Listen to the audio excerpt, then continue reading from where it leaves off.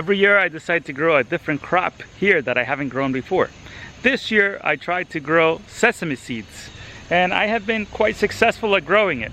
Now the question will be if I'll be able to dry them out and actually get the seeds out of the pods in one go. I've noticed a few of my pods. In April I put seeds in a little container to sprout a few seedlings for this sesame seeds. And check out how many sesame seed pods there are on here. I took tiny little seeds and I put them in little pots so I could start them. And I had about 15 or so of them. And I planted them all out. And right now it is the middle of September and they are ready to be harvested. I know they're ready to be harvested because they are dropping the leaves and a few of them are actually turning brown. So you want to harvest them before they start popping open, because when they pop open like this, moisture gets inside and they start becoming a little moldy. So it's time to take them. And check out how tall they are though. Check out how beautiful these guys are. There's so many of them. This stalk is sitting on the ground and check out how tall it is. It is taller than me. So it's almost 6 feet tall. And there's a few more of them that are about this high. So I bet you just in this little thing here, there's probably like a 1/4 cup of seeds. And I have like 15 or so of these canes. So now I think I'm gonna put them under my porch. I have a ton of squirrels that have been eating them.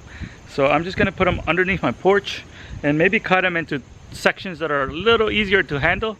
So about 2-foot increments, so that I can put them in a container to dry. And hopefully as they dry, they will open up and we'll have some seeds to use in our pantry. This is still from one plant. So one plant gave me 3 stalks. And so one tiny seed probably comes 100,000. It's crazy. That's a good return on investment right there. All of this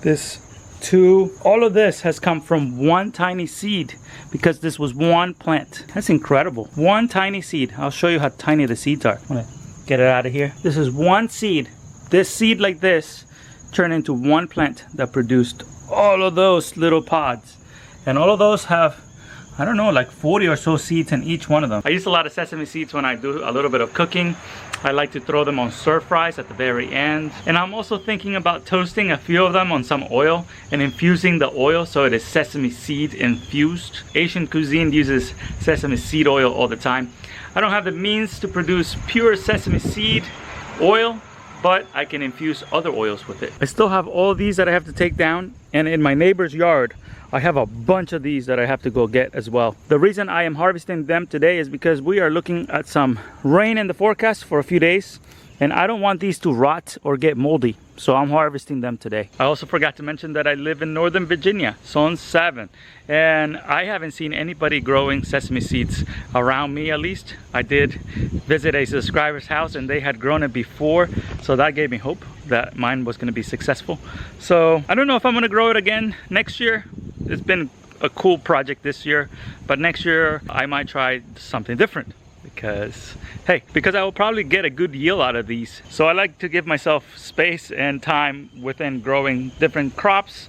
For example, this year I did not grow any hibiscus because I had grown it last year and it did really well last year. So I want to make sure that I leave space for other crops the following year. So this is what it looks like now. I have been cleaning it from all the leaves, and I have removing any of the ones that have turned brown and split open, because some of the ones in here are moldy already. So I don't want that little mold to contaminate any of my other seeds that are going to dry perfectly inside.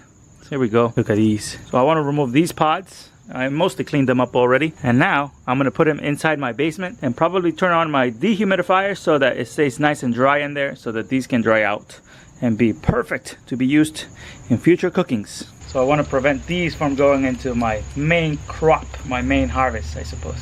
So here's what the tiny little seeds look like. They're so cool. There's so many of them in the pods, and I bet you we can get quite a few from just this few pods right here. I can only imagine how many are going to come out of there. So in El Salvador, what they do is at the end of the rainy season, right around September, they plant the seeds, and then they harvest these in the middle of the summer when it's dry. We don't get any rains between December and just about May. We don't get any rains, and they put them up like tippies, like this, the tops facing up, so that the seeds don't fall.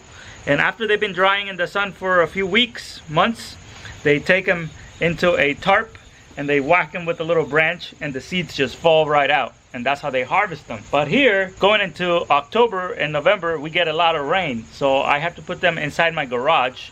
And I happen to have mice in my garage. I've been trying to catch them, but I can't get rid of them. So I don't want to put them in my garage because the mice will get them. So I will put them in my basement where there is no mice. And hopefully they can dry out and then I can harvest them. If you have grown sesame seeds in the past, can you let me know in the comments down below? Or if you're intrigued and you want to grow it next year, please let me know in the comments. Thank you so much for watching today's video, and I'll see you on the next one.